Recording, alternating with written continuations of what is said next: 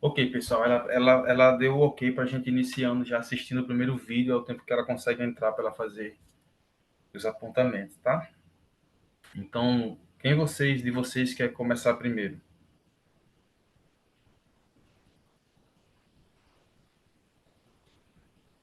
Posso seguir a ordem? Acho que é melhor seguir a ordem, se possível. Tá, então ok. Então, o primeiro é One Side About the Intersection of Interagency, ok? De quem é esse? Sim, Qual- você tem o vídeo gravado que foi enviado. Tá, vai ser esse que irá iniciar, tá? É a Natália? Natália, Raquel e Matheus. Tá, ok. Vamos lá.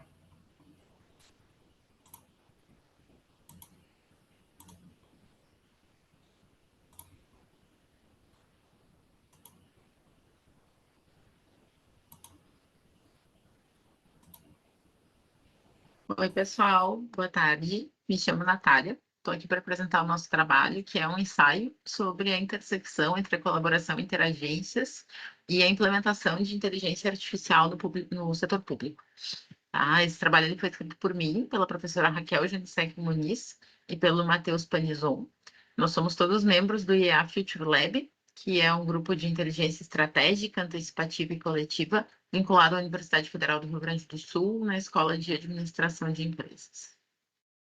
Então, para começar, vou falar um pouquinho sobre a estrutura do trabalho. A gente vai falar sobre inteligência artificial, sobre inteligência artificial em governo, sobre implementação de inteligência artificial, sobre os desafios dessa implementação. E depois disso, a gente fala um pouco sobre colaboração interagência, os benefícios dessa colaboração interagências, chegando então, enfim, né, nessas interações aí, né, entre colaboração interagências e implementação de inteligência artificial. Partindo então para as discussões e considerações finais. Esse trabalho ele é um ensaio teórico, né? E ele foi feito exatamente para que a gente tenha condições de entender quais são os benefícios e os ganhos, né, dessa colaboração interagências dentro do contexto de adoção de inteligência artificial e de implementação de inteligência artificial.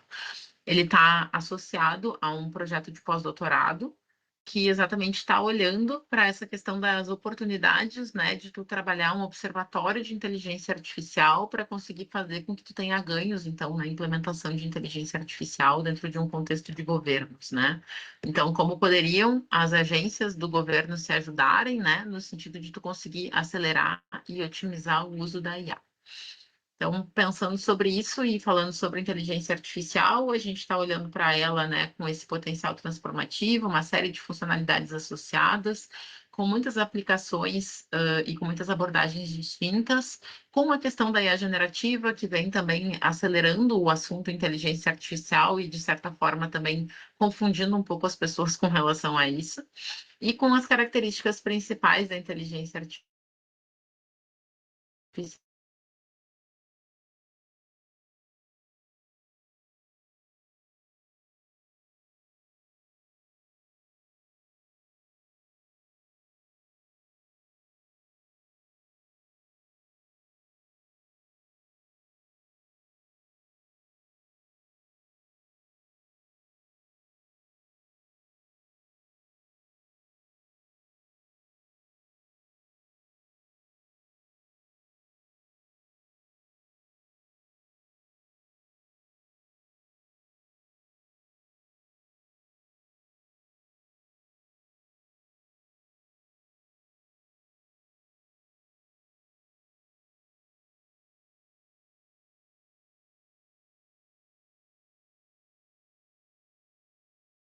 Pessoal, parou, não foi de compartilhar, né? Tinha ficado mudo e depois parou de compartilhar. Tá, vou compartilhar de novo aí, ó, do onde estava.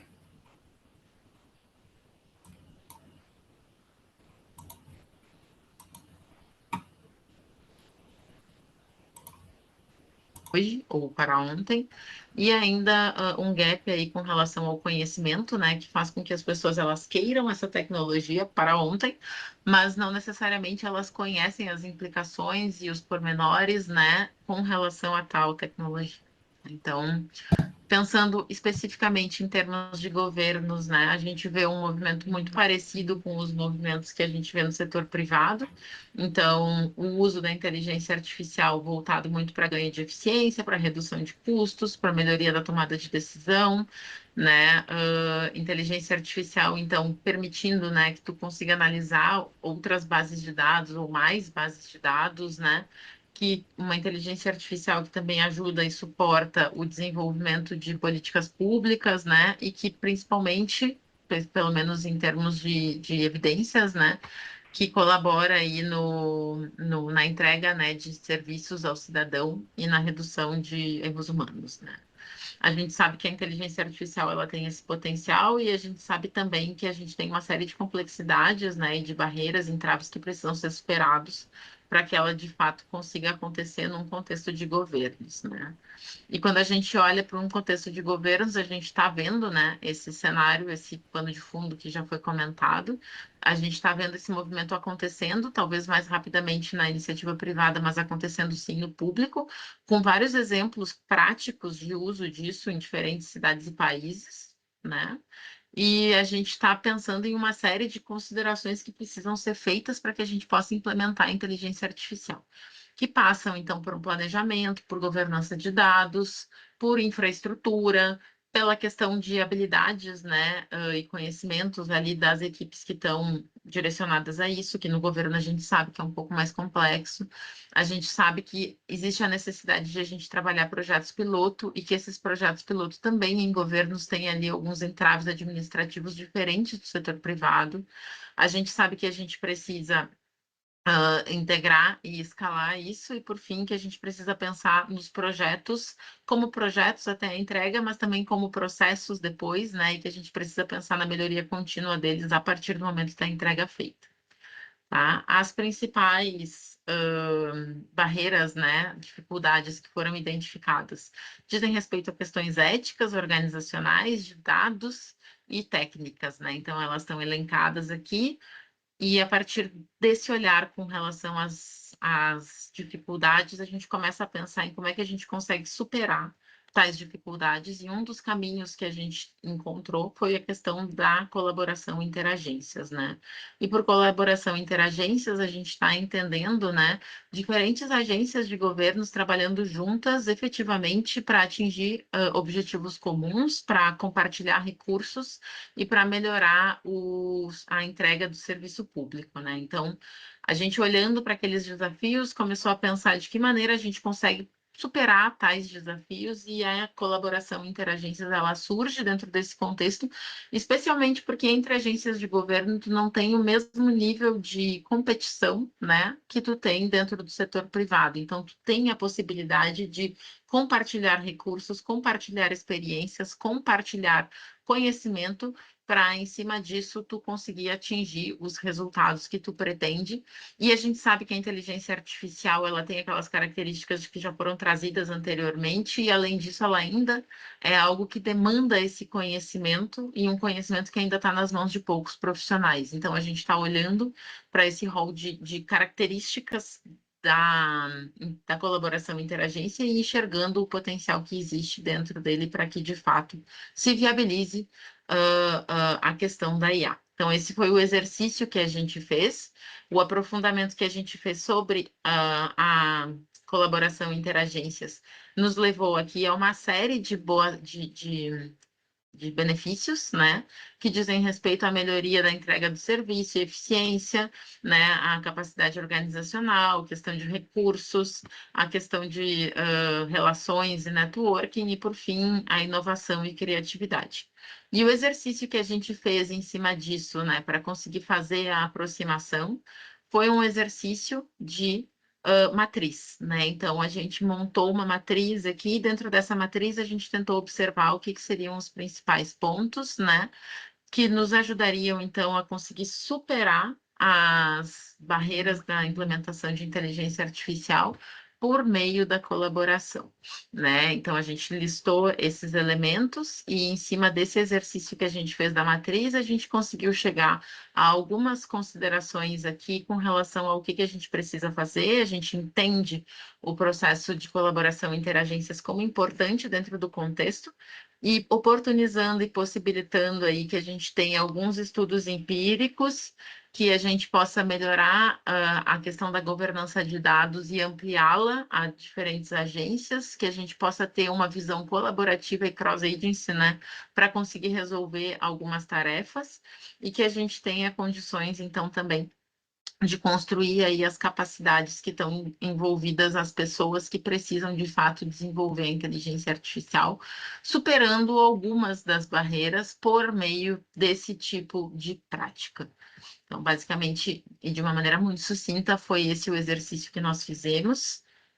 Estamos à disposição para dúvidas, questionamentos, considerações a respeito desse exercício e pretendemos continuá-lo, né, agora olhando para cada um dos pontos que foram levantados na matriz. Muito obrigada pela atenção de todos, e era isso que nós tínhamos a apresentar.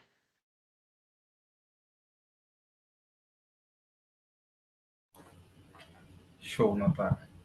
A professora já está entrando na sala, já foi encontrada, tá, pessoal? Boa tarde a todos, pessoal. Me perdoem, desculpem aí problemas técnicos, tá? Bom, queria agradecer a presença de todos, tá? Agradecer aí a ajuda também aqui na parte técnica de todos. Deixa eu só entender aqui, a gente começou pelo 2068, né? Esse é o primeiro que está sendo apresentado, né? Isso mesmo. 2068. Aí, professora, ela já fez a apresentação por meio do vídeo, e aí nós temos 8 minutos para fazer algumas considerações, se você achar pertinente, alguma pergunta de algum colega, para que a gente possa estar dentro desses 8 minutos aí, trazendo assim um pequeno debate. Isso, na verdade, eu queria então começar sempre com o debate. Se alguém tiver alguma colocação, se alguém quiser falar alguma coisa, ou mesmo eu sei que a gente passou o vídeo, mas se os autores quiserem fazer algum comentário, eu deixo aberto aqui. Então eu vou rapidamente. Aqui quem está falando, na verdade, é a professora Raquel, que é coautora, juntamente com a Natália, que fez a apresentação, e o Matheus. Eu peço perdão, mas eu não consigo ativar minha câmera agora. Então vou estar só com áudio mesmo. Então, esse trabalho que foi apresentado hoje, ele faz parte de um projeto de CNPq, do Universal do CNPq, que visa justamente mapear muitas iniciativas relacionadas à IA em governo. Nós estamos modelando um observatório que busca, assim, como finalidade, disponibilizar e tornar acessível para quem desejar, né, consumir informação, modelos de IA que tenham sido implementados na gestão pública, como que isso aconteceu, assim, em termos de boas práticas mesmo, né? E a partir disso trabalhar com essas dimensões que foram identificadas no artigo que foram rapidamente apresentadas pela Natália, para que essas experiências, né, que já estão em atividade em várias instituições públicas no Brasil, possam servir de modelo para outras que estão desejando ingressar nisso, né? Então, a gente está fazendo toda uma coleta, uma varredura de experiências que estão sendo bem-sucedidas, né, a nível de Brasil, para montar, então, esse observatório e, futuramente, disponibilizar isso como acesso, né, público para outras organizações que possam desenvolver os seus projetos e que não sabem muito bem como proceder, né? Então, é um trabalho que, ao mesmo tempo, vai buscar esse descritivo do que está acontecendo e também vai tentar modelar, né, dimensões, fatores, barreiras que possam se apresentar ao longo desse percurso, visando, então, uma redução, né, de desafios e de elementos que possam interferir em todo esse processo. Esse trabalho é resultante, então, do pós-doc que a Natália está desenvolvendo, juntamente aqui no nosso grupo de pesquisa do IA Future Lab, aqui da Universidade Federal do Rio Grande do Sul, em dupla, digamos assim, com o projeto do Matheus, que é o outro coautor desse trabalho também, Matheus Panizon, que também está em pós-doc aqui no IA Future Lab, e sob a minha orientação, né? Que acabo conduzindo aí e intermediando todas esses grandes pilares, né, que compõem as nossas linhas de pesquisa aqui no grupo IA Future Lab. Fico à disposição para eventuais questionamentos. Obrigada. Eu queria abrir, então, se alguém quiser fazer algum comentário, que é um tema bastante importante aí. Alguém quer fazer algum comentário?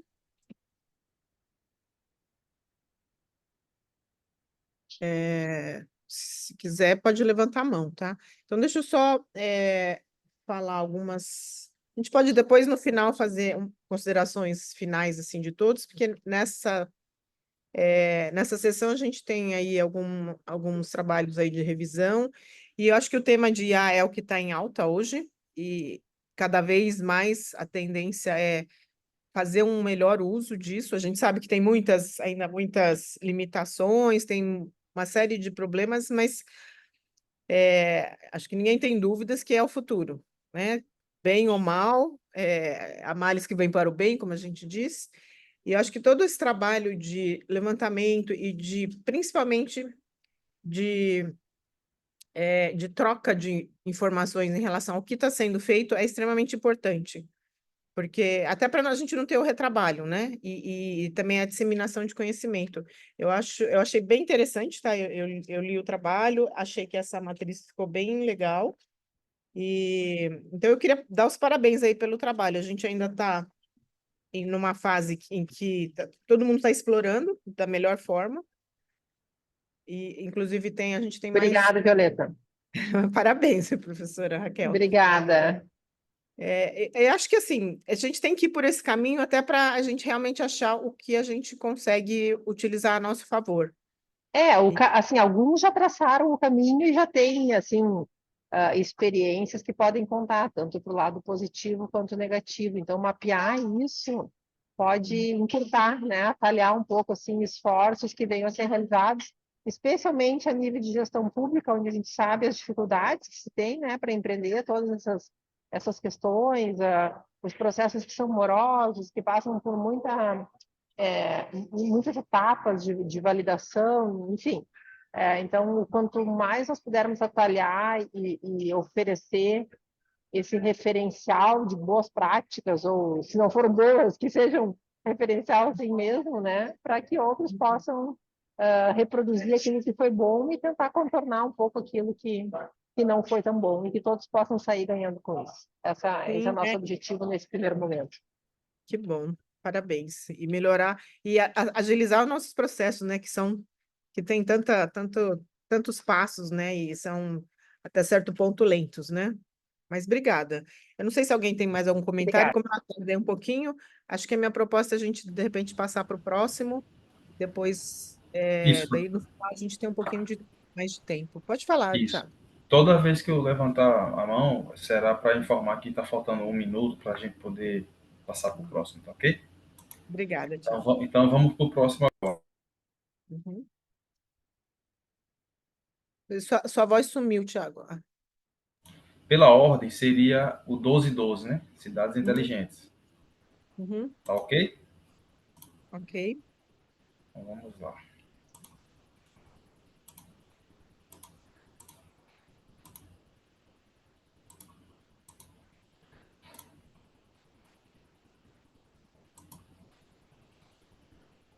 Olá a todos, eu me chamo Matheus, um dos autores do artigo Cidades Inteligentes para Quem? Um levantamento da produção científica nacional no contexto da administração, juntamente com os autores Carlos Lacerda e Hermano Carvalho. Bom, para darmos início à nossa apresentação, é importante entendermos que as cidades, desde a urbanização, elas enfrentam um crescente exponencial de aglomerações em seus espaços, e em sua grande maioria, foi organizado de forma não planejada e desqualificada, o que acarretou e gerou uma série de problemas como congestionamento, gestão de resíduos, poluição, violência e a desigualdade na disponibilização de serviços básicos. E em vista de viabilizar a vida na cidade de forma mais organizada e planejada, surgiram modelos de gestão como soluções para tais desafios urbanos, como o caso de cidades sustentáveis, resilientes, criativas e inteligentes, que é a ênfase do nosso presente estudo. As cidades inteligentes, elas ganharam notoriedade por se utilizar dessas inovações para integrar tecnologias da informação e comunicação às infraestruturas físicas das cidades, para assim garantir um bom funcionamento dos sistemas urbanos e uma melhoria da qualidade de vida das pessoas. No entanto, esse conceito ele foi desenvolvido principalmente e teve sua origem em ambientes urbanos altamente desenvolvidos e que desfrutam de contextos mais prósperos e tecnológicos que não levaram em consideração o panorama de outros ambientes urbanos. Assim, eles acabam por deixar de abordar a realidade de outros contextos urbanos presentes nos países do sul global, como o caso do Brasil. Posto isso, esse estudo ele foi construído por uma perspectiva de averiguação crítica e reflexiva sobre o panorama das pesquisas brasileiras em administração no contexto das cidades inteligentes. E é isso onde o nosso objetivo central busca, né, em compreender como esse tema vem se discutindo nesse contexto.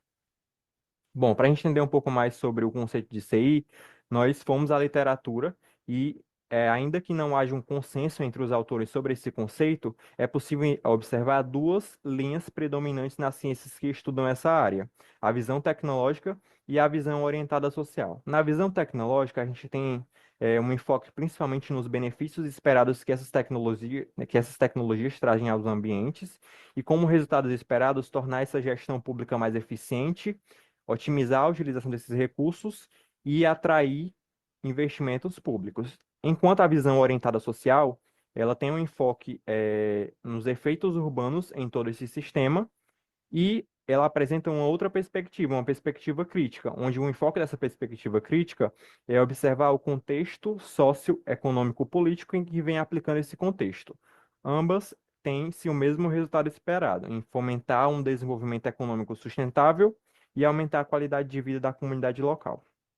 Bom, foi isso onde foi construído o nosso trabalho, em tentar identificar nessa agenda de pesquisa que nós observamos na administração, qual visão elas vêm se utilizando. Com isso, realizamos uma revisão integrativa para tentar sistematizar essa trajetória do que fora produzido e achar novas agendas de pesquisas e lacunas possíveis para explorar nesses estudos. Nós seguimos a metodologia de Botelho, Cunha e Macedo, na qual ele defende algumas etapas para a realização dessa revisão, como é o caso da identificação do tema e determinação da questão de pesquisa, o estabelecimento de critérios de inclusão e exclusão, observar na figura a seguir, né, a figura ao lado, onde a gente buscou indexadores como a SPEL e a Cielo, utilizamos de critérios de seleção como o tipo de arquivo, idioma e área de conhecimento, eliminamos duplicados e alguns outros registros de elegibilidade dos artigos. Com isso, nós montamos uma matriz de síntese no Excel, e identificamos os principais autores, objetivos dos artigos, metodologia, resultados, entre outras categorias. E a partir disso esses artigos, esse corpo da pesquisa foram compostos por 30 estudos, e esses estudos eles foram categorizados em 5 categorias temáticas, na qual elas foram analisadas e interpretadas seus resultados, e apresentaremos alguns deles a seguir.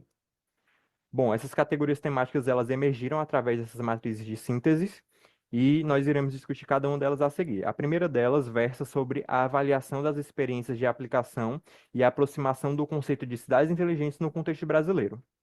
Somaram-se 9 estudos e eles, em sua maioria, construíram por uma visão qualitativa, discutiram as experiências aproximadas e avaliaram o conceito da aplicação de cidades inteligentes no ambiente brasileiro. Essa categoria ela identificou uma forte tendência funcionalista positivista, com foco principalmente na atração de investimentos privados e no marketing político, e pautou principalmente numa visão tecnológica, que sem considerar a qualidade percebida pelos cidadãos e o sucesso ou não da aplicação desses conceitos. A segunda relata sobre o uso das TICs e as questões decorrentes do seu uso na construção de cidades inteligentes. E, principalmente, também foram 9 estudos, e em 2 tecnologias em especial, a Big Data e a Internet das Coisas. Observaram também as dimensões de segurança e confiança na concepção das cidades inteligentes. Esses estudos eles também tiveram uma predominância de aplicações tecnológicas e os impactos na sociedade, com foco principalmente em melhoria e uma maior eficiência desse modelo de gestão urbana, né? Então, mais uma vez, é uma visão orientada a um viés tecnológico de melhoria desse modelo. A terceira relata sobre a governança pública e a participação cidadã na construção de cidades inteligentes. Reuniu 5 trabalhos de metodologias diversas, na qual relataram sobre a dimensão da governança pública e alguns aspectos que a constituem, que é a participação cidadã, transparência e a coprodução desses serviços públicos. Essa categoria ela foi orientada em sua maioria por uma visão social, na qual defende que esse conceito de cidade inteligente ele deve ser aplicado no cenário brasileiro e deve realçar os cidadãos e a emergência de suas necessidades frente a qualquer outro aspecto político.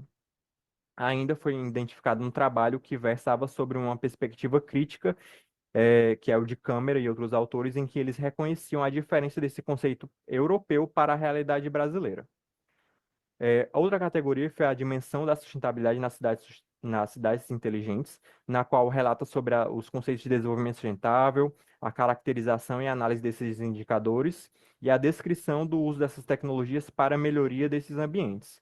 Foram relatados trabalhos de predominância do conceito de uma visão orientada ao social, mas também uma visão tecnológica. E, por fim, a categoria 5 de outras abordagens sobre cidades inteligentes contabilizou 2 trabalhos, de perspectivas diversas. A categoria 5 ela adotou uma abordagem mais reflexiva quanto às discussões desse conceito na literatura e observou-se uma postura crítica e de reconhecimento das necessidades, adequando esse conceito à realidade brasileira. Por fim, nós identificamos algumas lacunas possíveis a serem trabalhadas. A primeira delas é em aprofundar esses estudos empíricos para avaliar os benefícios das cidades inteligentes no bem-estar desses cidadãos. A segunda seria investigar a importância da sustentabilidade, combatendo práticas de greenwashing. A terceira seria adotar uma visão crítica para construir um conceito mais inclusivo, adequado ao contexto do sul global, como é o caso brasileiro. E, por fim, explorar aspectos de emancipação e reflexividade da teoria crítica, desafiando esse enfoque corporativista que é predominante nessa área de pesquisa. Com isso, nós podemos considerar que esses conceitos aplicados às experiências brasileiras das cidades inteligentes, em sua maioria delas, estão associadas a conceitos desenvolvidos em contextos socioeconômicos políticos muito diferentes dos cenários dos nossos municípios do país. Portanto, é imprescindível que, antes de tudo, reconheça as limitações desse ambiente a ser implementado e as necessidades latentes dos cidadãos, que são os verdadeiros elementos centrais para mensurar a eficiência desse modelo. Eu trago aqui algumas referências que utilizamos no nosso artigo e é isso. Obrigado. Obrigada, Matheus. Parabéns aí pelo trabalho. De novo, um tema bastante atual, né? E importante e necessário. Eu achei interessante aí a proposta dessas diferentes abordagens, justamente por conta disso. A gente tem muita dificuldade ainda de definir o que é, mesmo porque, quando a gente fala de cidades inteligentes, a gente depende, assim como você bem abordou, depende do contexto. Uma coisa é falar de cidade inteligente nas grandes metrópoles, nos países europeus, que por mais que sejam menores, eles têm o seu grau de desenvolvimento. Então, acho que por isso que, assim, a importância do contexto, da importância social, às vezes não é nem tão importante quando a gente fala de outros países, né? Porque eles já têm um mínimo de necessidades que são os cidadãos já têm. Então, o que a gente percebe é que tem um enfoque tecnológico muito grande lá fora, quando a gente pensa nas cidades europeias, fala dos Estados Unidos, enfim, cidades americanas. E realmente o contexto nosso ou de países subdesenvolvidos é totalmente diferente, né? Onde a gente tem problemas de internet, né? Básicas, né? Assim, então, como que você vai falar de alta tecnologia, envio de dados no contexto que a pessoa mal consegue ter um celular com conexão, né? Vídeo e assim, vamos pensar, o que a gente teve no Sul pensando que é uma região mais ou menos comparado com o resto do Brasil, com bastante recurso, né? Comparado com o Nordeste, etc., e a dificuldade que a gente tem até hoje, né? Até hoje ainda não ficou resolvido aí os problemas no Sul, ainda que seja algo extremo. Então, eu queria abrir para os demais participantes, se quiserem fazer algum comentário, professora Raquel, ou quem mais está aqui, se quiser fazer, ou o próprio Matheus também. Boa tarde, professora. Queria agradecer pelos comentários. O trabalho ele nasceu justamente nessas discussões, né, numa disciplina da pós-graduação lá na Universidade Estadual do Ceará, na disciplina de gestão de cidades. A gente estava lendo muitos textos que discutiam esse conceito numa pegada muito tecnológica, totalmente assim um pouco alheio da nossa realidade, né? Então, a partir dessas reflexões foi que surgiu, né? Para quem esse conceito está sendo desenvolvido? E aqui na realidade brasileira, como é que ele vem sendo aplicado? A gente vê essa carência, né, tanto tecnológica, tanto até como disponibilidade de serviços básicos aqui, e a gente entende que é completamente diferente da realidade onde esses conceitos surgiram, né? Então, a ideia desse trabalho foi justamente entender como é que, na área da administração aqui no Brasil, isso vem sendo aplicado e discutido nos trabalhos, né? E se está tendo esse entendimento de que essa realidade tem que ser observado o contexto que está sendo aplicado, né? Que a gente sabe que é totalmente diferente. Então, acho que a ideia mais ou menos foi surgir dessa reflexão, né?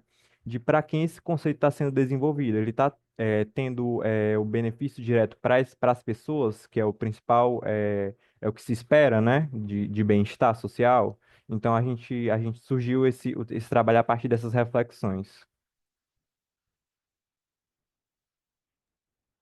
Não, parabéns. Realmente eu achei interessante justamente por conta dessa abordagem, né? De entender o nosso contexto, porque o pessoal lá fora não entende o nosso contexto, né? Assim, é bem específico nosso.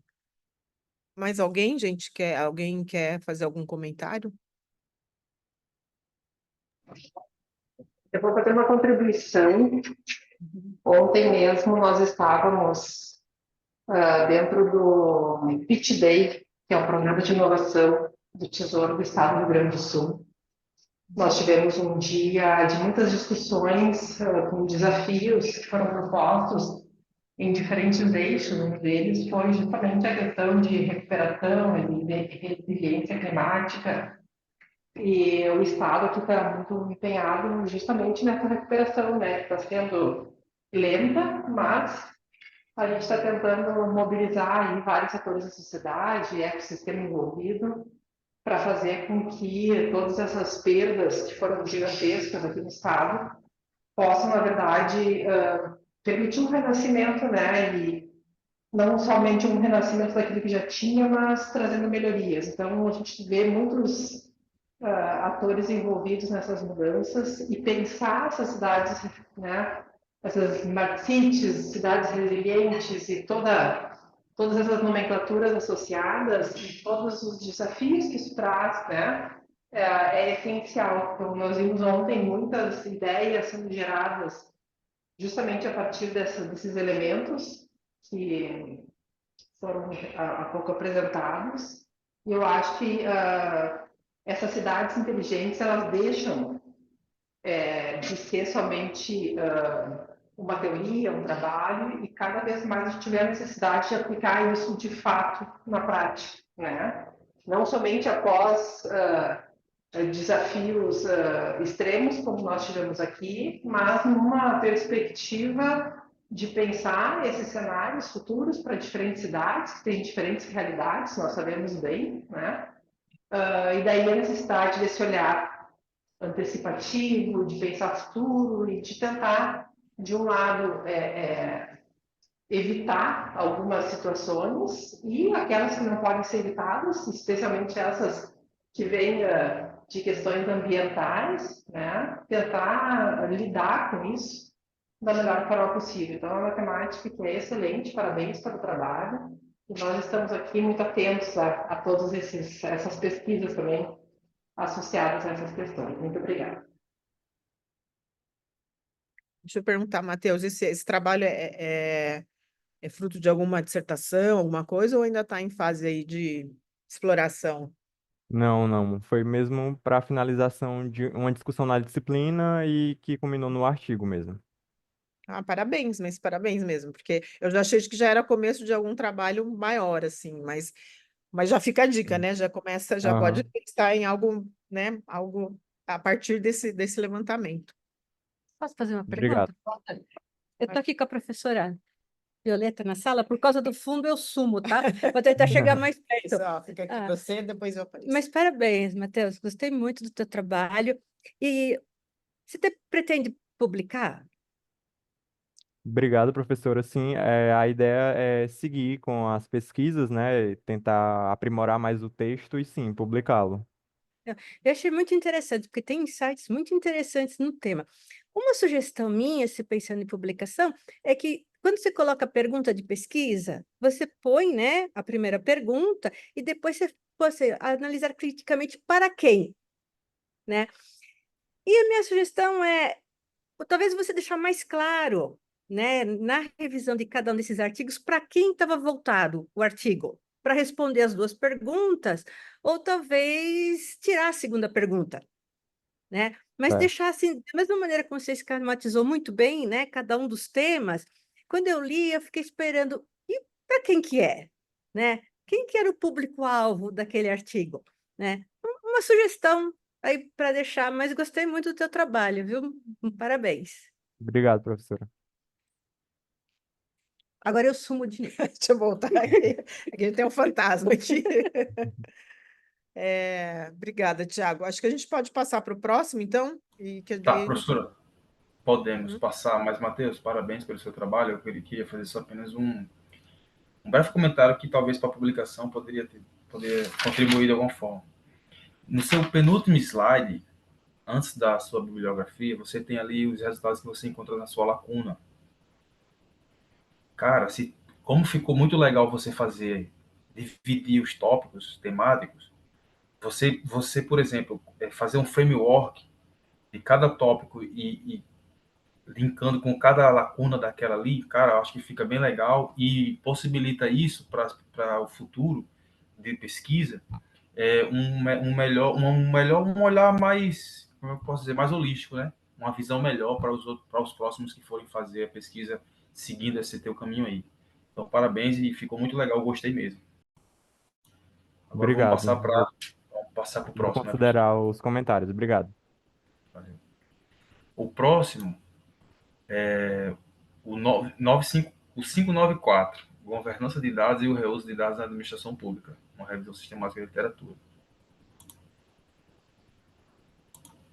Opa, pode tocar o vídeo aí.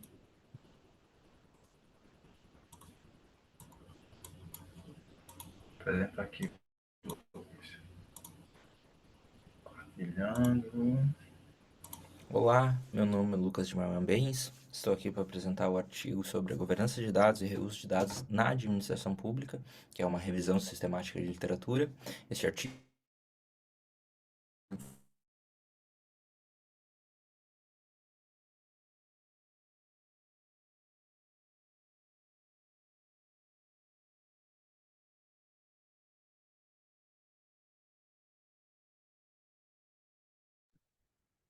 Deixa eu só perguntar, vocês estão ouvindo o som, gente? Eu não sei se o problema é aqui. Tá sem som, Não, né? Não, aqui também tá parou. sem som. Não estou ouvindo nada. Tiago tá sem som.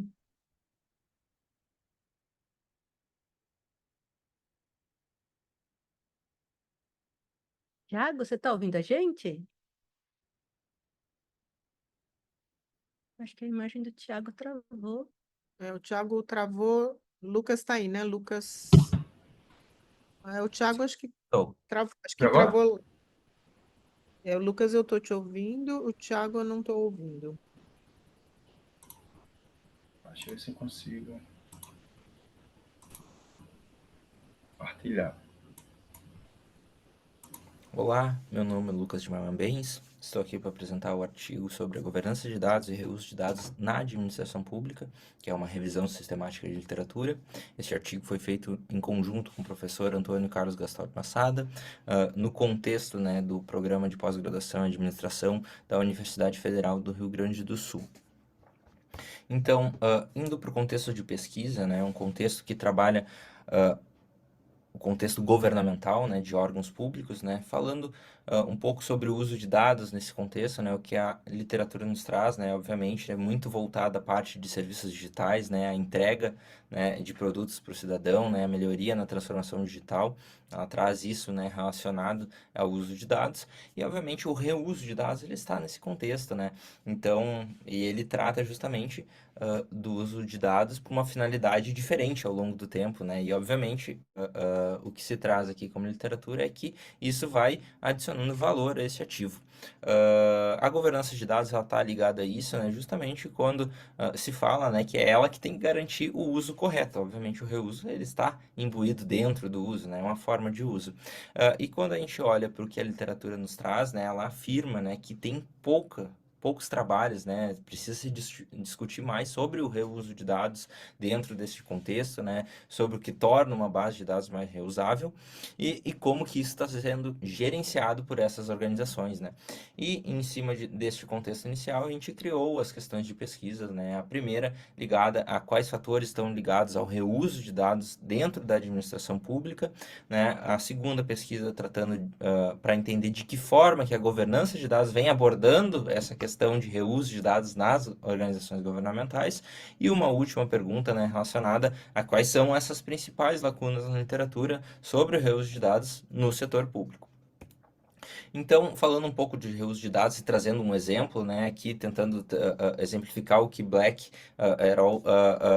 Apresenta, né, sobre o reuso de dados, sobre o que ele é, né, vamos imaginar, né, a produção de um dado, por exemplo, de registro de projetos governamentais, né, que tem como uso primário, como uma ideia de uso para esses dados, justamente acompanhar projetos, entender como que está o cronograma, como é que está a utilização de recursos, ou seja, toda a questão do contexto, né, de gestão de projetos.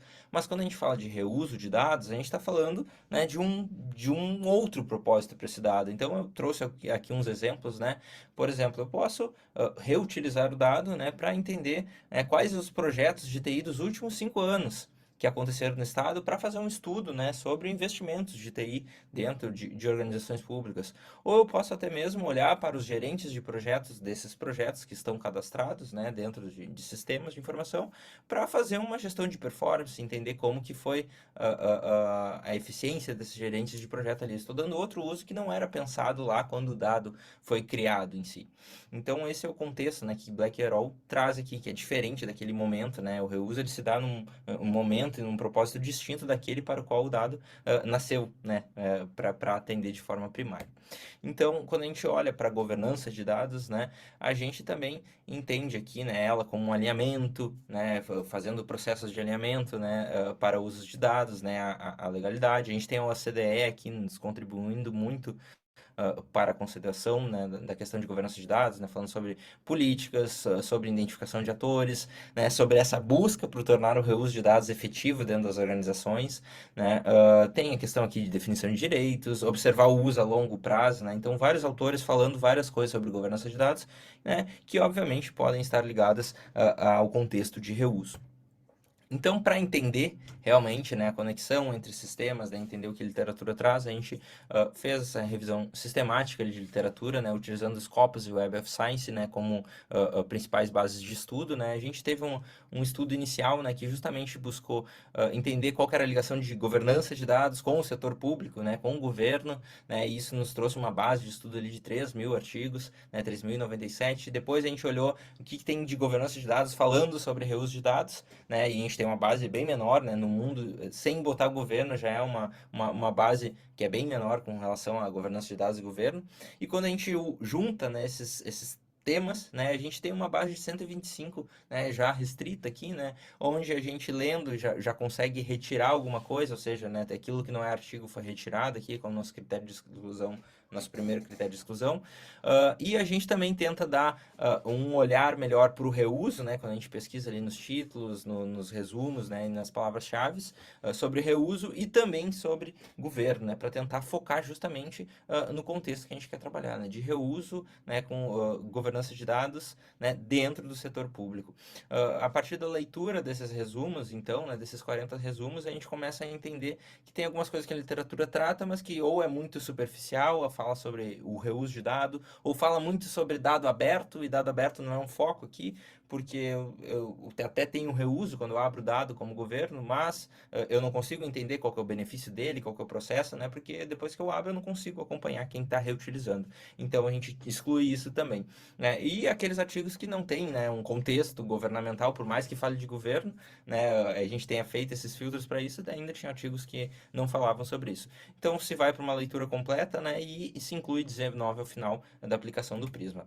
Então o que a gente tem como resultado, discussões aqui? A gente basicamente encontrou duas grandes categorias, né, uma mais ligada ao dado em si, né, com relação ao reuso, né, que fala aqui da infraestrutura para proporcionar esse reuso da documentação, né, como coisa importante para que esse reuso aconteça, né, como o ciclo de vida desse dado está acontecendo, né, quem que está acessando, quem que não está acessando, né, quanto tempo ele deve ficar disponível ou não, e questão da qualidade desse dado. Então a gente tem uma categoria tratando sobre isso, né? E a gente tem uma outra categoria ligada a processos de governança, né, para o reuso do dado, né? E aqui aparece o alinhamento entre interessados como o principal citado nos autores. A gente tem a questão de confiabilidade da sociedade, né, com relação ao reuso de dado, que já fala um pouco sobre propósito. A gente tem um destaque também aqui para a governança do propósito de uso, ou seja, para que esse dado está sendo reutilizado. Isso é importante, né? Isso aparece dentro da literatura pelos autores, e as estruturas de governança que estão envolvidas nesse processo. Então, isso está dentro do contexto de governança de dados. E, obviamente, né, como considerações finais, né, a gente entende que tem uma escassez de literatura, né, relatando esse processo de reuso na esfera governamental, né, por ter chegado em 19 artigos, né, bons para o nosso artigo, mas entende que respondemos as três perguntas, né, justamente a primeira mais ligada à primeira categoria que a gente encontrou lá, quando falou de infraestrutura de dados, documentação dos dados, ciclo de vida e qualidade do dado. E a segunda questão, né, respondendo mais ali, né, sobre como que a governança aborda o uso de dados, né, falando mais sobre alinhamento de interessados, confiabilidade, sociedade e governança. E sobre a terceira pergunta, a gente entende que respondeu, pois essas dimensões que encontramos, né, elas devem ser validadas agora, né, no mundo prático, né, entender dentro dos órgãos, né, se validam isso que a gente encontrou dentro desses 19 artigos, e também se existem outros que, através dos artigos, não puderam ser mapeados. Então, chegamos, assim, às entregas desse trabalho.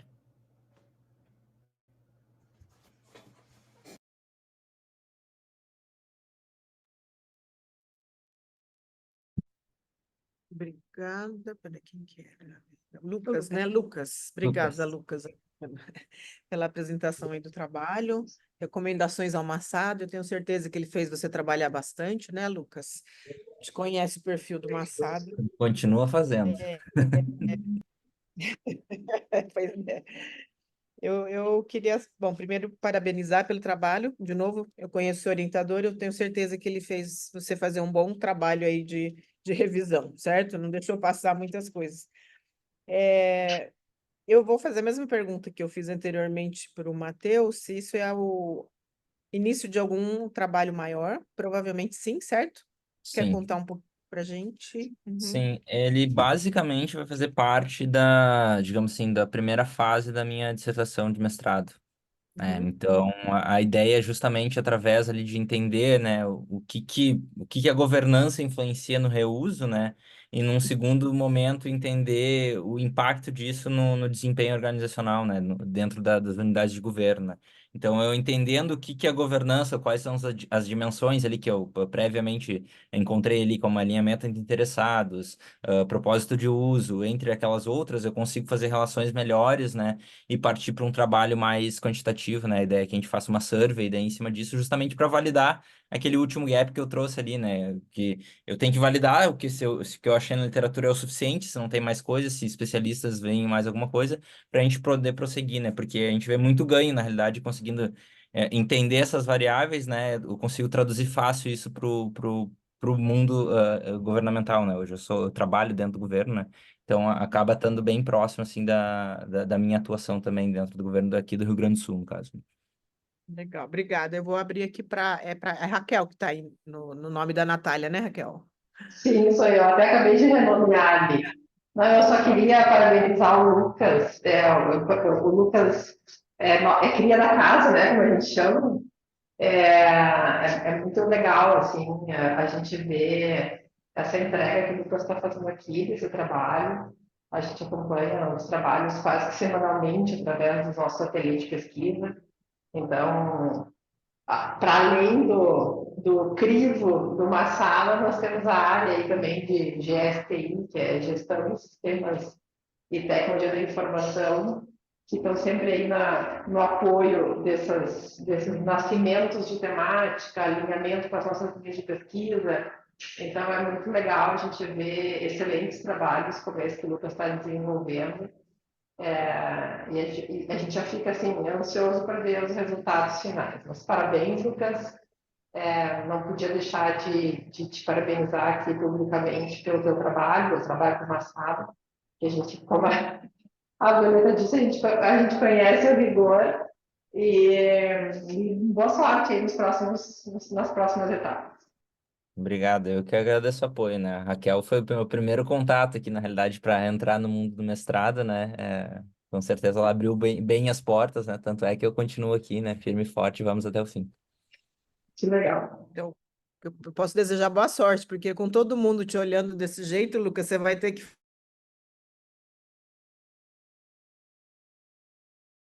arrumar um trabalho. Você não tem vocação, antes de eu falar mais alguma coisa. Você quer falar alguma coisa? Comentário, Lucas. Parabéns. Aqui volto de novo. Esse fundo de tela não está dando certo, né? Mas parabéns pelo trabalho, muito bom. Uma pergunta que eu fiquei curiosa quando eu li seu artigo, eu notei que você não falou muito sobre como foi feito a análise do conteúdo dos textos, né? Você usou algum software? Você usou alguma literatura para fazer essa análise? Ah, As categorias surgiram da foi- leitura? surgiram da leitura, então eu fui categorizando conforme os assuntos iam, né, se embolando ali. Basicamente, o software utilizado para organizar as minhas ideias, né, e as conclusões. Basicamente, eu fui fazendo comentários pelo Mendeley mesmo, né, depois fui conferindo cada um desses comentários, agrupei eles, comecei a ver o que tinha conexão, né, e acabei chegando nessas categorias que até nas discussões daí de aula, né, a gente acaba vendo assim que não são aquelas convencionais, principalmente quando a gente fala de governança de dados, né. Tem outras coisas que falam mais sobre papéis, sobre a responsabilidade sobre o dado ou não, e eu acabo chegando em coisas diferentes. Claro, isso aqui tem muito trabalho para frente aqui para se provar, né? Para ver o que que encaixa e o que que não encaixa mesmo, né? É. A minha sugestão é, se você for publicar, né, é colocar um pouco desse seu processo, como que você chegou nas Uhum. categorias, e destacar até essa diferença, né, dessas categorias que vieram da leitura, porque eu acho que é uma contribuição, né, Show. especial que você também está dando aí com todo esse artigo. Mas Bom, boa parabéns. noite. Obrigado. Aí eu sou de novo. Esse fundo é muito interessante, né? Eu tenho só mais um comentário em relação. É que você falou que trabalha na iniciativa pública, né? Então, acho que daí há uma facilidade, talvez, né, de acesso aos dados, por conta de que, assim, quando a gente pensa em governança de dados, uma das dificuldades é justamente isso. Dentro do contexto público, é a parte política da coisa, né? Porque quando a gente fala de governança de dados, a gente sabe que tem muito cacique que acha que o dado é dele, né? E o compartilhamento não é algo tão, vamos dizer assim, tão fluido assim. Então, eu fico imaginando aqui as dificuldades que se tem, pensando assim, no médio e longo prazo, né? Porque, assim, enquanto você está dentro do contexto e você consegue o acesso aos dados e aos metadados, né? Vamos dizer assim, você tem uma facilidade maior e só que você pensando em política, né? A gente sabe, a cada 4 anos, médio e longo prazo, que mudam as pessoas. Então, eu estava aqui só refletindo assim, da dificuldade que é isso, justamente falar em governança de dados num setor público. Enfim, se quiser comentar rapidamente sobre isso. Tem algumas divisões dentro do setor público, né? Principalmente quando tu vai para o executivo, né? Poder executivo, principalmente estaduais e municipais, aí é bem difícil mesmo. Mas quando tu vai para alguns outros órgãos de outras esferas, como tribunais de justiça, tribunais de contas do estado, são tipicamente órgãos que também têm pessoas que são selecionadas até em vista da diferença salarial, né? tu tem temas mais bem estruturados, tem os processos mais bem estruturados. Mas eu consigo acompanhar pelo menos o movimento estadual, participo do que chamam de CONSAD, né, que é o Conselho de Secretários de Administração, e temos algumas áreas temáticas lá, discussão entre elas. Eles chamam de ciência de dados, mas a gente acaba abordando tudo sobre dados lá dentro, né? E a gente vê que os estados estão tentando trabalhar nesse sentido, né? Inclusive em parceria com o governo federal, né? Então, o governo federal lá tem o programa Conecta, que disponibiliza dados via APIs. Tem estados como Minas Gerais, São Paulo, próprio Mato Grosso, trabalhando melhor já a questão. Goiás também tem uma questão bem forte, né? Mas tem outros que são bem mais imaturos. Mas tem poucos falando de governança, apesar de fazer, né? Muito assim, não, talvez não tenham áreas de governança explicitamente, mas dentro da TI está se tratando o tema. É o caso do Rio Grande do Sul. Não temos uma área específica de governança de dados. Temos de inovação e dados, né? Executivamente se trata dados lá dentro, mas eu, como subsecretário de junta, acabo tocando o assunto em relação mais transversal, né? Mas é sim uma dificuldade. Tu falou assim, dentro do governo até é um pouco mais fácil. Não, não é fácil. Na realidade, meu trabalho no dia a dia é conseguir quebrar essas barreiras, né? Implementar as políticas e as ações, né? Para que os órgãos quebrem seus silos, compartilhem os dados com a segurança e a adequada, né? A todas as legislações necessárias. Obrigada. Eu vou ficar quieta que o Thiago já levantou a mão. Isso mesmo. Lucas, parabéns pelo seu trabalho. Muito bom de ler, é uma leitura bem legal. Gostei bastante, viu? Parabéns. Vamos seguindo, professor. Agora, nossa última apresentação, que será o 1691. Deixa eu compartilhar.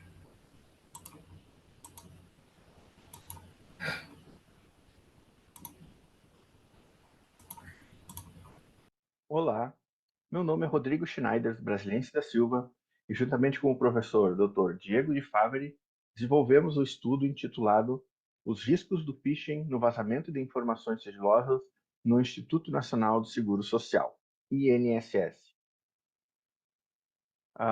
O estudo ele começa, então, demonstrando a importância da Seguridade Social e do INSS no contexto brasileiro, principalmente o tamanho que o INSS tem, né, e a importância para a população brasileira, gerenciando aí cerca de 40 milhões de beneficiários com uma folha mensal de 68,2 bilhões de reais, que demonstra aí que, além dessa responsabilidade, dessa importância, o INSS guarda nos seus bancos de dados uma enorme quantidade de informações sensíveis, bem como trafega essas informações diariamente pelos seus sistemas. E nos últimos anos, o INSS, assim como todos os órgãos públicos federais, ele teve um processo de modernização muito significativo. Essa modernização ela acelerou um pouco no contexto do Covid-19, para não deixar a população desassistida. Então, o INSS teve que se modernizar a ponto de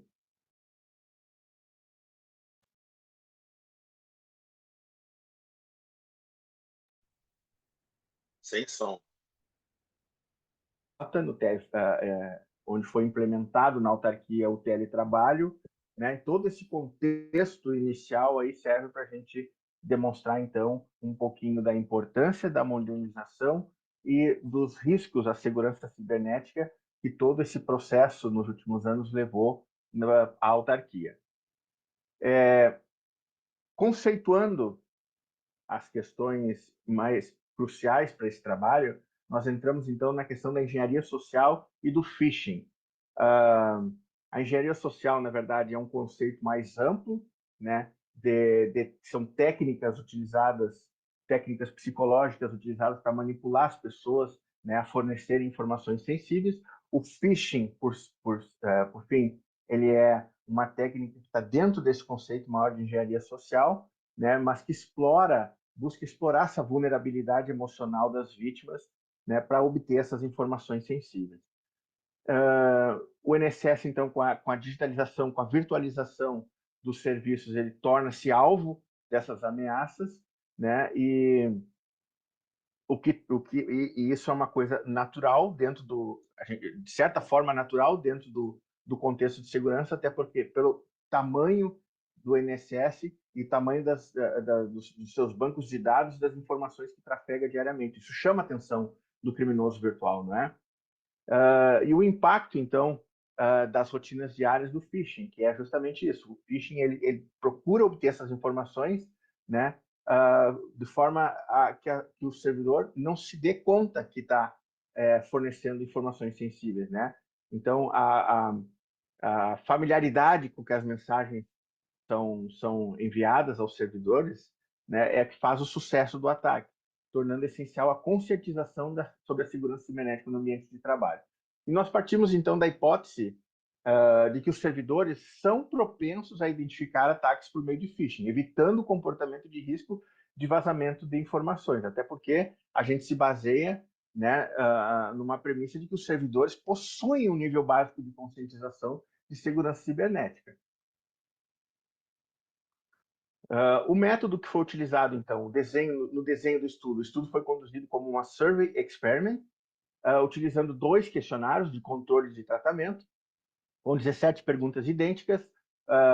O único diferencial é que em 2 perguntas do grupo de controle, de tratamento, aliás, nós foi inserido uma simulação de phishing, uma simulação de e-mail e a outra simulação de um site clonado, para justamente verificar se os servidores eles sabiam reconhecer essas ameaças, né? Então, a coleta de dados ocorreu em março de 2024, com 822 servidores da Central Especializada de Análise de Benefícios, Reconhecimento de Direitos, da região sul, do INSS da região sul. Esses servidores, então, analisam todos os protocolos de processos que são inseridos no INSS. Todas as solicitações de aposentadorias e tudo mais são colocados ali para esses servidores analisarem, e no momento que esses servidores concedem benefícios, ele automaticamente, o servidor está operando dentro dos cofres públicos, o que torna esse acesso desse servidor de extrema sensibilidade, né? Então, por isso que a gente resolveu fazer com esses servidores especificamente.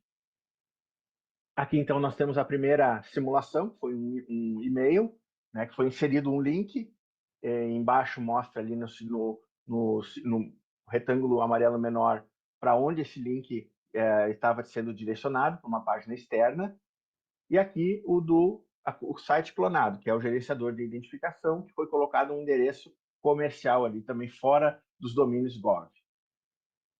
E os resultados, então, o estudo revelou que a maioria dos servidores não identificou adequadamente os e-mails, né, o e-mail de phishing, tanto o e-mail quanto o site clonado, os riscos não foram identificados de forma satisfatória, e aí o que demonstra uma falta, né, de capacitação, uma falta de treinamento desses servidores para justamente identificar essas práticas, esses riscos, né, dos criminosos virtuais.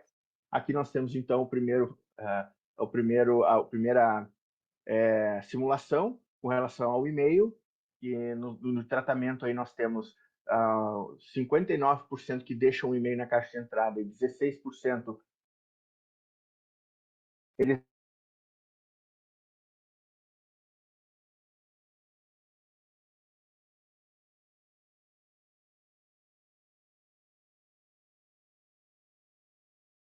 e aqui nós temos aí o tratamento com 98% de pessoas que não identificaram o site clonado, ou seja, eles realizam o login com certificado digital, como fazem diariamente, porém, num site clonado, não identificaram o risco.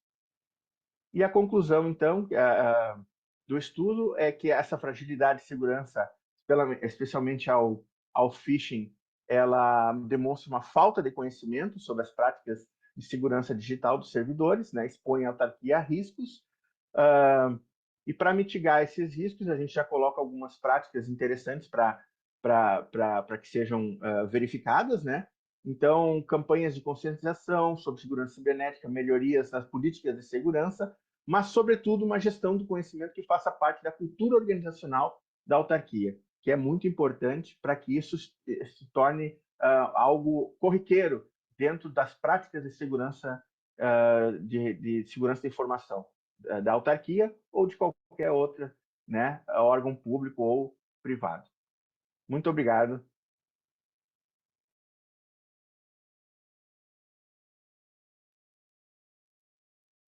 Obrigada, Rodrigo.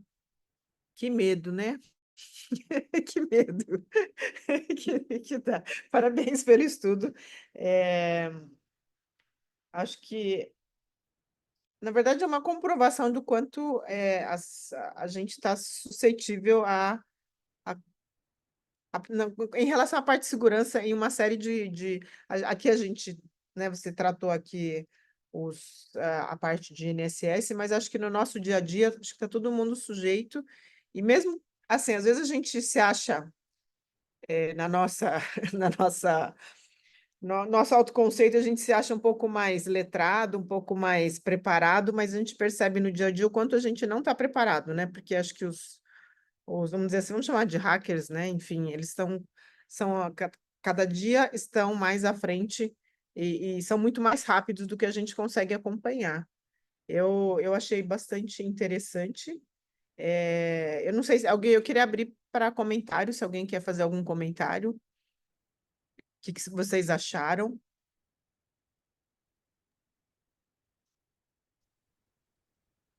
O Se Rodrigo eu pode puder, fazer um comentário. Isso, por favor. assim, esse trabalho ele foi proveniente da minha dissertação final, né, do mestrado profissional em administração pública pela Fundação Getúlio Vargas. Foi defendido em julho deste ano, com a orientação do professor Diego Faveri, que foi o coautor do artigo, né? Mas isso, eu tenho quase 20 anos já de INSS, trabalhando no INSS. Isso sempre foi uma preocupação que eu tive particularmente. Eu trabalhei muito tempo na área de TI, e a gente vê que a questão da segurança da informação, ela veio mudando durante os anos, né? A gente tinha um enfoque diferente alguns anos atrás e hoje já é outro, né? E o que eu vejo é principalmente do lado do INSS, é um foco ainda na parte de hardware e de software e não no servidor. O servidor ainda não é o foco. E hoje a gente vê o phishing, a engenharia social, ela foca nas pessoas. E a partir dali é que ele consegue, então, o acesso por meio do software, por meio do hardware, burlar essa segurança. Então, hoje, principalmente, então, não só o INSS, mas os órgãos públicos e privados, muitos deles não focam na pessoa, não tem uma gestão do conhecimento que foque nessa questão da segurança da informação para preparar aquele servidor ou aquele colaborador para que identifique esses riscos. E no INSS em particular, nós temos ali o maior banco de dados da América Latina, né, que é o Cadastro Nacional de Informações Sociais. Isso, hoje em dia, isso acaba se tornando, né, a informação hoje, ela acaba se tornando muito visada pelo valor comercial que ela tem também, né? E o servidor, a gente focou num grupo de servidores que tem acesso a conceder esses benefícios da Previdência, e no momento que o servidor concede, o servidor analista concede, como eu expliquei, ele está diretamente mexendo nos cofres públicos. Então, esse acesso, se rompido, ele dá a total liberdade ao criminoso acesso aos cofres públicos. Então, por isso a importância que a gente tem de tentar mudar essa cultura organizacional, e esse é o objetivo, tentar mudar essa ideia de que a segurança tem que ser sempre hardware e software, né? Focar na pessoa, no colaborador, no servidor. Eu acho que esse é o objetivo maior que nós temos para deixar de dar um passo atrás do cybercriminoso para dar um passo à frente. Né? Esse é o objetivo. Professor, não sei se o professor Diego quer fazer algum comentário também. Muito importante, né? Não, boa tarde a todos. Só tem um comentário que é interessante pegar esses trabalhos, né? Porque os três trabalhos são um pouco mais teóricos e mais acadêmicos, e o do Rodrigo é um pouco mais aplicado, né? E é bem interessante quando você pega o mestrado profissional que você consegue visualizar alguma ação muito clara que você pode ter naquele órgão que você melhore a efetividade dele nas ações. E no caso do Rodrigo, é bem interessante, a gente até implicações práticas, né, que o artigo é bem curto, né, de fazer algumas ações, continuar essa pesquisa, mas de uma maneira longitudinal, que é a nossa ideia de fazer isso. Qual que seria a ideia, né? você fazer tem que ter autorização interna do órgão, né, para fazer isso, e aí vem a complicação de comitê de ética, essas questões, né, para a gente pegar e fazer essas manipulações, né, de experimentais, e no momento que o servidor cair, que muitos vão cair nessa, você já aplicar um treinamento nele naquele momento. Então ele caiu, ele clica, você caiu no phishing.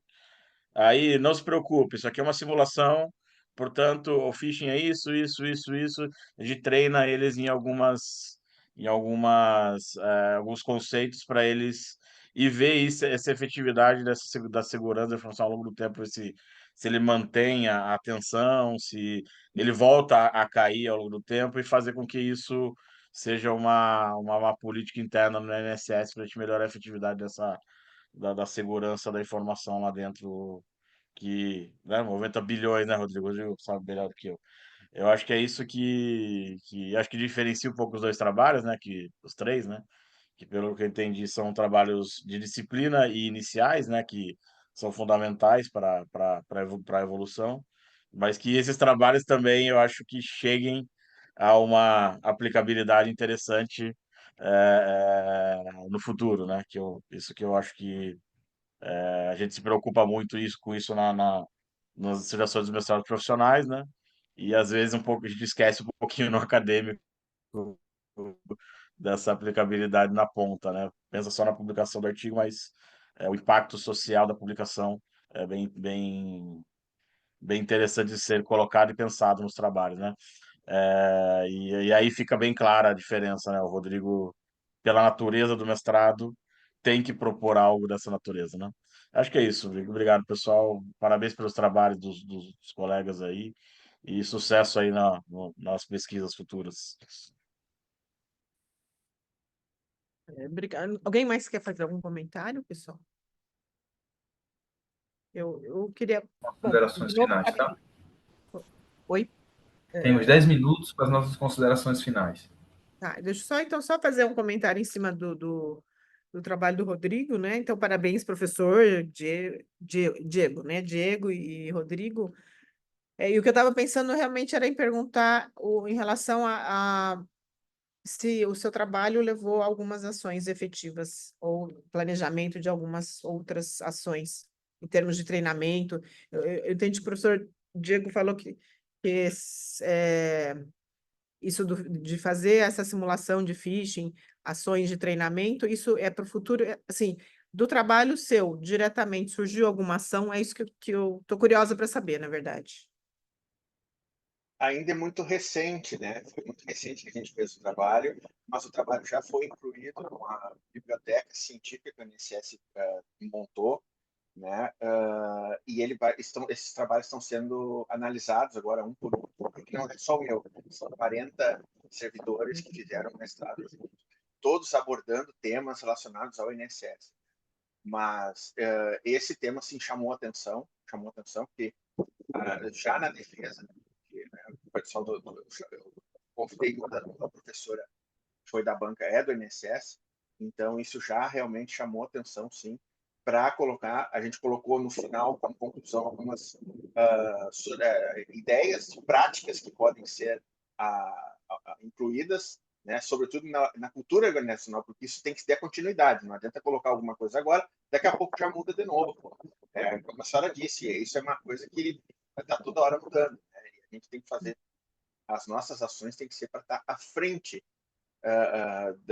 desses criminosos, e não sempre atrás, como é correndo atrás deles, como é que é, tá?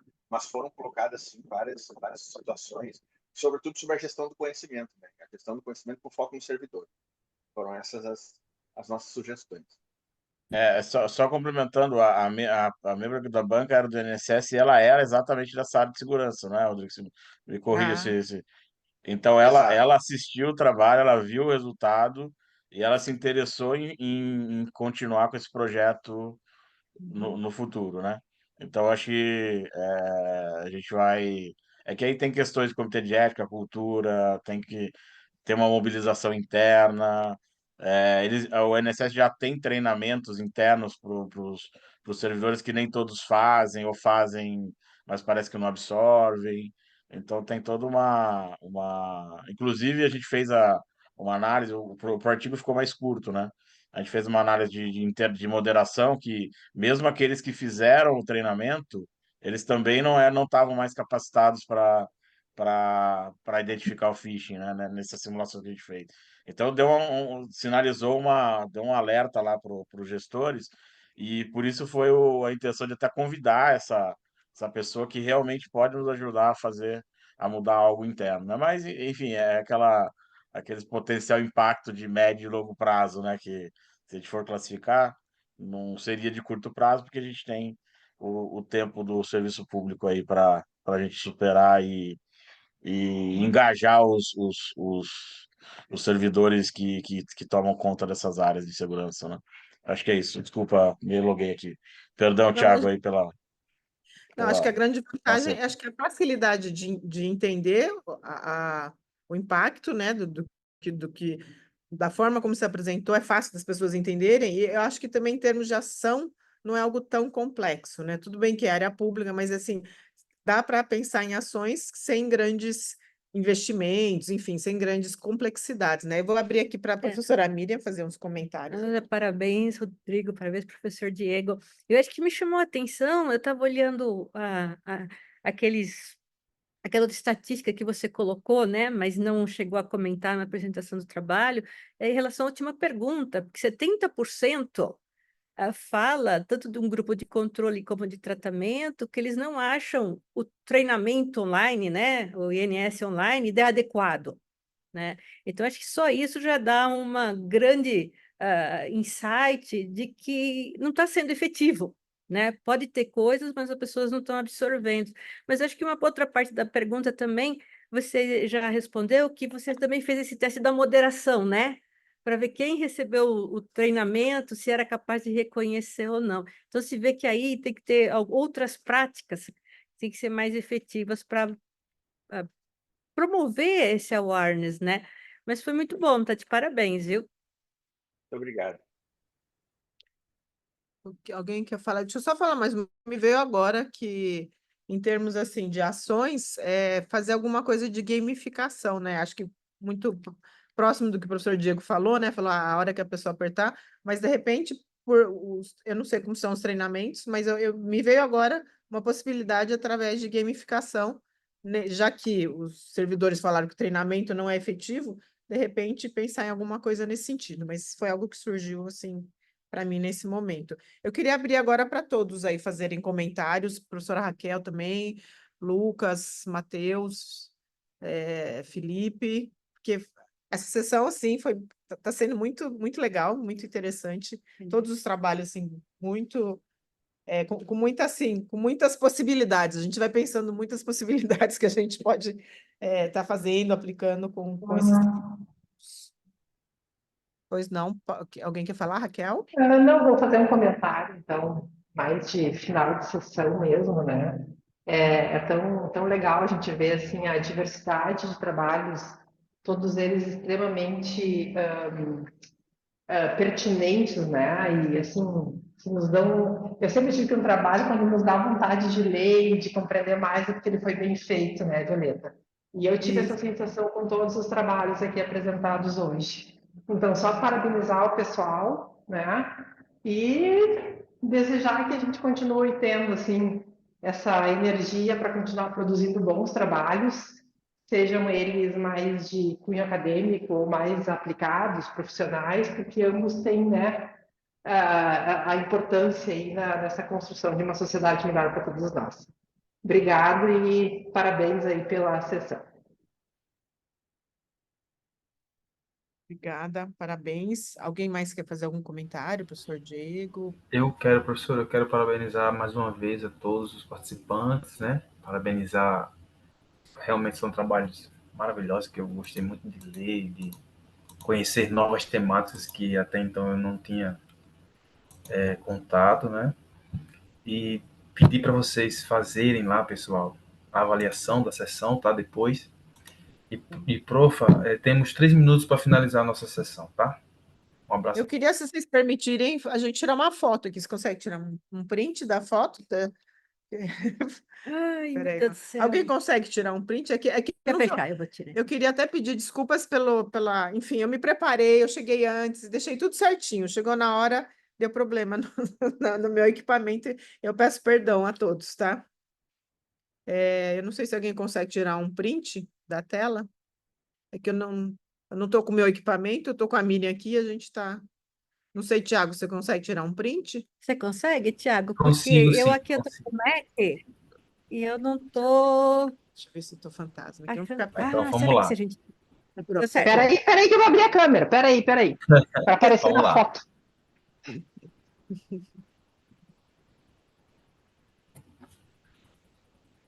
Foi. Obrigada. Acho que você Muito consegue bem. mandar para a gente, né, Thiago? Acho que a gente Envio tem. no WhatsApp. Tá, isso. Pessoal, obrigada. Mais uma vez, peço desculpas aí meus problemas técnicos aqui, mas faz parte, a gente sabe. Eu imprimi tudo, gente, ó. Por backup, eu tenho tudo em papel aqui. Eu tenho as provas, eu imprimi todos em papel, gente. Eu sou de tecnologia, mas eu tenho meus backups, tá? Mas, enfim, tá? Não, que é isso, professora Violeta, não se preocupa, não, acontece. Obrigada, parabéns a todos aí. Acho que, ó, estamos terminando em ponto, em 18 horas, né? Isso mesmo. Excelente. Excelente, Obrigado, pessoal. Thiago. Obrigado pela Parabéns a assessoria. todos aí, boa tarde a todos, boa semiade para todos. Obrigada, Abraço. pessoal. Obrigado, boa Obrigado, tarde. boa noite. Tchau, Tchau, tchau. Boa noite, pessoal. Tchau, Rodrigo. Tchau, tchau. Tchau.